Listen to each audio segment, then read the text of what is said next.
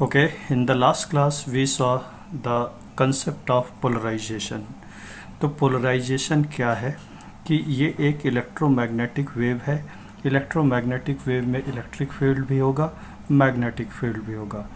किसी एक fixed plane पर इलेक्ट्रिक फील्ड, ये इलेक्ट्रिक फील्ड वेक्टर को ट्रेस करना। तो देखिए, यदि ये ट्रेस कैसा दिखे, लीनियर दिखे तो लीनियर पोलराइजेशन, सर्कुलर दिखे तो सर्कुलर पोलराइजेशन, इलिप्टिकल दिखे तो इलिप्टिकल पोलराइजेशन। मतलब क्या है, ट्रेस करना इलेक्ट्रिक फील्ड वेक्टर को कहाँ पर, एक किसी फिक्स प्लेन पर। तो मैंने आपको बताया था कि 3 तरीके के पोलराइजेशन हो सकते हैं, लीनियर हो सकता है, सर्कुलर हो सकता है, इलिप्टिकल हो सकता है। तो आप देखिए यहाँ पे ये एक इंस्टेंटेनियस फील्ड है, डायनामिक फील्ड है, जिसके 2 कंपोनेंट एक्स और वाई कंपोनेंट। यहाँ से एक इन्फॉर्मेशन ये भी निकल के आती है कि wave is propagating in plus Z direction. दोनों कंपोनेंट के बीच में फेज डिफरेंस कितने का है, डेल्टा का है। ये डेल्टा क्या बता रहा है, it tells about the phase difference between the x component and y component. तो लीनियर पोलराइजेशन के लिए मैंने क्या एक टेबल बनाई थी।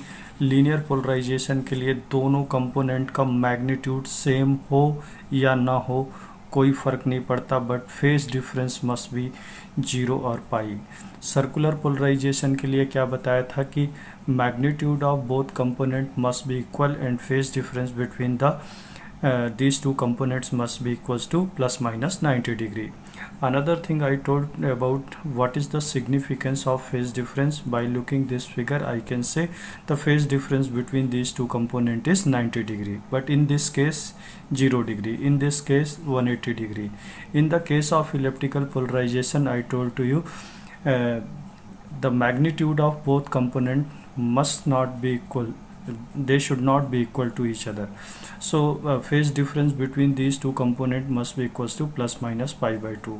What is polarization? Actually polarization is nothing but it is the trace of electric field on the fixed plane. यदि ये ट्रेस कैसा दिखे, लीनियर दिखे तो लीनियर पोलराइजेशन। फिर इसके बाद मैंने बताया था कि एक एंटीना कंसीडर किया था। देखिए इस एंटीना को, ये एक्स वाई प्लेन है, एक्स वाई प्लेन के पैरेलल कौन सा प्लेन है, ग्राउंड प्लेन है। तो ग्राउंड प्लेन के रिस्पेक्ट में ये एंटीना कैसा है, वर्टिकल है। इलेक्ट्रिक फील्ड इस एंटीना के क्या है, पैरेलल है। ये क्या है, ट्रांसमिशन लाइन है। ट्रांसमिशन लाइन कैसा स्ट्रक्चर होता है, गाइडिंग स्ट्रक्चर होता है। इसके साथ साथ आप देखिए कि मैंने पोलराइजेशन को क्या बताया था, लीनियर पोलराइजेशन। ये क्या है, एक्स वाई प्लेन है। इस प्लेन पे ये ऑब्जर्वर किसको देख रहा है, सिर्फ और सिर्फ इलेक्ट्रिक फील्ड को। और मैंने ऐसा भी बोला था कि polarization, we define polarization by electric field. तो ये ट्रेस कैसा दिख रहा है, लीनियर दिख रहा है। क्या ये ट्रेस फिक्स प्लेन पे है, बिल्कुल है। तो ये पोलराइजेशन कैसा होगा, लीनियर पोलराइजेशन होगा। देखिए आप इलेक्ट्रिक फील्ड क्या ग्राउंड प्लेन के ग्राउंड प्लेन के परपेंडिकुलर है, बिल्कुल है। तो हम इसे क्या बोलते हैं, वर्टिकल पोलराइजेशन भी बोलते हैं। मतलब क्या कंक्लूजन निकाला था कि vertically oriented antenna will produce vertical polarization. But in this case, अब मैंने आपको ये भी बताया था कि इस केस में क्या होगा, in this case your antenna is horizontally oriented. X y plane कैसा है, ग्राउंड प्लेन है। क्या ये कंडक्टर जो है, जो एंटीना है, वो एक्स वाई प्लेन के पैरेलल है, बिल्कुल है। What is the function of this antenna, it produces electromagnetic field. तो इलेक्ट्रिक फील्ड किसके पैरेलल है, देखिए क्या कंडक्टर के पैरेलल है। देखिए इलेक्ट्रिक फील्ड किस डायरेक्शन पे, वाई डायरेक्शन पे है। और कंडक्टर भी कौन सी एक्सिस पे, वाई एक्सिस पे। मतलब both are parallel to each other. ये ऑब्जर्वर इस प्लेन को देख रहा है, किसको, एक्स वाई प्लेन को। एक्स वाई प्लेन पे देखा और इसने इलेक्ट्रिक फील्ड का ग्राफ ड्रॉ किया। तो इलेक्ट्रिक फील्ड किसके अलोंग वेरी कर रहा है, ओनली वाई एक्सिस के अलोंग। तो इसको ये ग्राफ कैसा दिखेगा, लीनियर दिखेगा। मतलब प्रोड्यूस पोलराइजेशन कैसा होगा, लीनियर पोलराइजेशन होगा। तो देखिए लीनियर पोलराइजेशन में फेज डिफरेंस कितना होना चाहिए, 0 और पाई डिग्री का होना चाहिए। अच्छा, ये एंटीना का ओरिएंटेशन कैसा, हॉरिजॉन्टल है, तो it will produce horizontally polarize wave, vertical है तो वर्टिकली पोलराइज वेव होगा। तो यहाँ पे देखते हैं हम सर्कुलर पोलराइजेशन को। तो सर्कुलर पोलराइजेशन, मान लीजिए यहाँ पे एक एंटीना है and it is producing electromagnetic field. तो कभी भी पोलराइजेशन में हम फील्ड कंपोनेंट्स को ही देखते हैं। कौन से फील्ड कंपोनेंट को? इलेक्ट्रिक फील्ड कंपोनेंट को देखते हैं। तो चलिए देखना चालू करते हैं। पहले स्टेप पे क्या है? E naught a x. A x और ए वाई क्या है? यूनिट वेक्टर है। पहले स्टेप पे क्या दिख रहा है? E naught a x. दूसरे स्टेप पे किधर चला गया? ई नॉट ए वाई। तीसरे स्टेप पे कहाँ चला गया? ई नॉट माइनस ए एक्स। चौथे स्टेप पे कहाँ चला गया? ई नॉट माइनस ए वाई। तो ये ऑब्जर्वर इस फील्ड को इलेक्ट्रिक फील्ड को ऑब्जर्व कर रहा है। यदि ऑब्जर्वर इस जेड एक्सिस से देखेगा तो उसको कौन सा प्लेन दिखेगा? X y plane. उसने क्या किया? एक्स वाई प्लेन को यहाँ पे ड्रॉ कर लिया। पहले स्टेप पे कहाँ पे दिखा था? E naught a x. A x कैसा है? पॉजिटिव। पॉजिटिव ए एक्स मतलब यूनिट वेक्टर ए एक्स किस तरफ होगा? एक्स एक्सिस की तरफ होगा। दूसरे स्टेप पे क्या है? E naught a y. E naught a y इसने ड्रॉ कर दिया, ये पॉजिटिव वाई एक्सिस है। तीसरे स्टेप पे e naught minus a x. E naught minus a x इस तरफ ड्रॉ कर दिया। चौथे स्टेप पे e naught a minus a y, इसको यहाँ पे ड्रॉ कर दिया। इसी चीज़ को इस ऑब्जर्वर ने यहाँ पे बनाया। ये देखिए एक्स वाई प्लेन, ये पॉजिटिव एक्स एक्सिस है, ये पॉजिटिव वाई एक्सिस है, ये माइनस एक्स एक्सिस है, ये माइनस वाई एक्सिस है। पहले स्टेप पे कहाँ पे जाना है? E naught a x. E naught a x. दूसरे स्टेप पे कहाँ जा रहा है? E naught a y. ये ई नॉट ए वाई। तीसरे स्टेप पे e naught minus a x. E naught minus a x. चौथे स्टेप पे e naught minus a y. E naught minus a y. A x a y क्या है? Unit vectors हैं। Positive a x किस तरफ होगा? Positive x axis की तरफ। पॉजिटिव ए वाई किस तरफ होगा? पॉजिटिव ए वाई की तरफ। माइनस ए एक्स किस तरफ होगा? माइनस एक्स एक्सिस की तरफ। माइनस ए वाई किधर होगा? माइनस वाई एक्सिस की तरफ। अच्छा देखिए सभी केसेस में 1 2 3 4 चारों केसेस में देखिए मैग्नीट्यूड कैसा है? मैग्नीट्यूड इक्वल है। इन दोनों कंपोनेंट के बीच में फेज डिफरेंस कितने का है? 90 डिग्री का है। तो पक्की बात है मैग्नीट्यूड सेम मिल गया, फेज डिफरेंस कितने का मिल गया? 90 डिग्री का मिल गया। मतलब यहाँ पे पोलराइजेशन कैसा होगा? Circular polarisation. आप टेबल पे देखना, मैंने सर्कुलर पोलराइजेशन की कंडीशन लिखी है कि magnitude must be equal and the phase difference between the component must be equals two plus minus 90 degree. अच्छा अब इसमें भी सर्कुलर पोलराइजेशन में दो केस होते हैं। पहला होता है राइट हैंडेड सर्कुलर पोलराइजेशन और लेफ्ट हैंडेड सर्कुलर पोलराइजेशन। तो सवाल ये है कि हम कैसे पहचानें?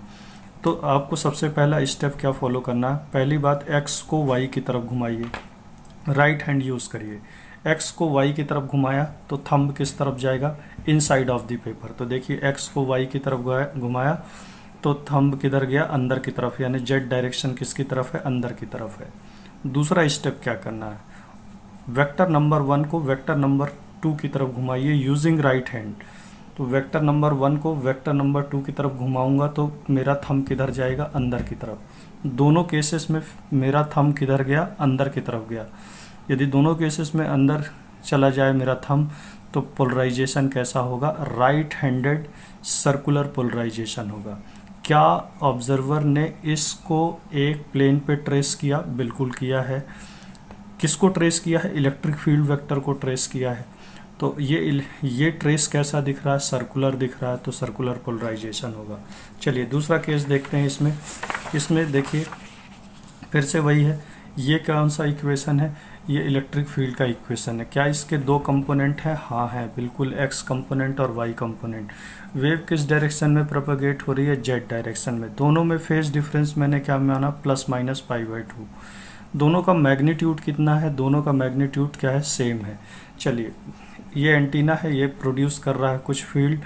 अच्छा देखिए इसने सब पहला स्टेप पे कहा ई नॉट ए एक्स, दूसरे स्टेप पे e naught minus a y, तीसरे स्टेप पे e naught minus a x, चौथे स्टेप पे ई नॉट ए वाई। इन चारों स्टेप्स को प्लॉट करना है। ये ऑब्जर्वर यदि यहाँ से देखेगा तो उसे कौन सा प्लेन दिखेगा? एक्स वाई प्लेन दिखेगा। ये पॉजिटिव एक्स एक्सिस, ये पॉजिटिव वाई एक्सिस। पहले स्टेप पे कहा ई नॉट ए एक्स, बना दिया ई नॉट ए एक्स। दूसरे स्टेप पे e naught minus a y, e naught minus a y बनाया। Similarly e naught minus a x और ई नॉट ए वाई को मैंने ड्रॉ कर लिया। ऑब्जर्वर ने इसी चीज़ को यहाँ पे फिर से ड्रॉ किया। क्या ये एक्स वाई प्लेन है? बिल्कुल है। क्या ये जेड इक्वल टू 0 प्लेन है? बिल्कुल है। क्या ये फिक्स प्लेन है? बिल्कुल है। क्या ऑब्जर्वर इलेक्ट्रिक फील्ड वेक्टर को ट्रेस करने की कोशिश कर रहा है, बिल्कुल कर रहा है। पहले स्टेप पे कहाँ पे था, e naught a x draw कर दिया। दूसरे स्टेप पे e naught minus a y, देखिए ये नेगेटिव वाई एक्सिस है, इसलिए e naught a minus a y इधर बनाया। तीसरे स्टेप पे क्या है, e naught minus a x बनाया। चौथे स्टेप पे ई नॉट ए वाई ये बना दिया। सभी केसेस में देखिए मैग्नीट्यूड सेम है, बिल्कुल मैग्नीट्यूड सेम है। इसका ट्रेस कैसा दिखेगा, सर्कुलर टाइप में दिखेगा। मतलब ये बात पक्की है कि ये पोलराइजेशन कैसा होगा, सर्कुलर पोलराइजेशन होगा। क्या दोनों के बीच में फेज डिफरेंस, दोनों वेक्टर के बीच में फेज डिफरेंस 90 डिग्री है, बिल्कुल है। दोनों का मैग्नीट्यूड सेम है, बिल्कुल है। तो प्रोड्यूस पोलराइजेशन कैसा होगा, सर्कुलर होगा।